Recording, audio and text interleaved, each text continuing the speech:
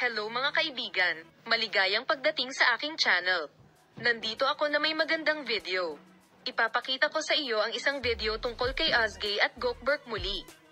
Ang pahayag na ito na ginawa ng sikat na aktor na si Gökberk Demirci tungkol kay Ozgie Yagis ay sinalubong ng malaking interes ng media at ng madla. Ang deklarasyon ni Demirci ng kanyang pangako kay Ozgie Yagis at ang kanyang intensyon na magpakasal ay itinuturing na isang mahalagang pag-unlad sa mga tuntunin ng relasyon at kinabukasan ng sakahan. Ang Gökberk Demirci at Ozgie Yagis ay kabilang sa mga kilalang pangalan ng Turkish television world. Ang duo ay kabilang sa mga kilalang aktor ng Turkish television world. Nagkakilala at nagka-in-love daw sa isa't isa ang aming mag-asawa habang kasama sa teleseryeng Yemen.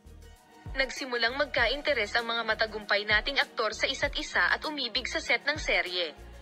Ang relasyon na ito ay sinundan ng malaking interes ng media at mga tagahanga. Ang pahayag ni Gökberk Demirci na gusto niyang pakasalan si Ozgie Yagis ay itinuturing na isang mahalagang tagapagpahiwatig tungkol sa kinabukasan ng relasyon ng mag-asawa. Ang ganitong mga pahayag ay nagbibigay ng kailanawan sa publiko tungkol sa mga relasyon ng mga celebrity. Ang mga pahayag na ito nina Ozgie Yagis at Gökberk Demirci ay tila binibigyang diin ang pagmamahal at debosyon ng mag-asawa sa isa't isa. Ang kanilang pagpapahayag ng intensyon na magpakasal ay nagpapahiwatig na isinasaalang-alang nilang gawing mas opisyal ang kanilang relasyon. Ang ganitong mga pahayag ay lumilikha ng malaking interes sa mundo ng tabloid at ng mga manonood, na nagdudulot ng mas maraming haka-haka at komento tungkol sa pribadong buhay ng mga celebrity couple.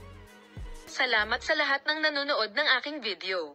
Magkita-kita tayo sa mga bagong video.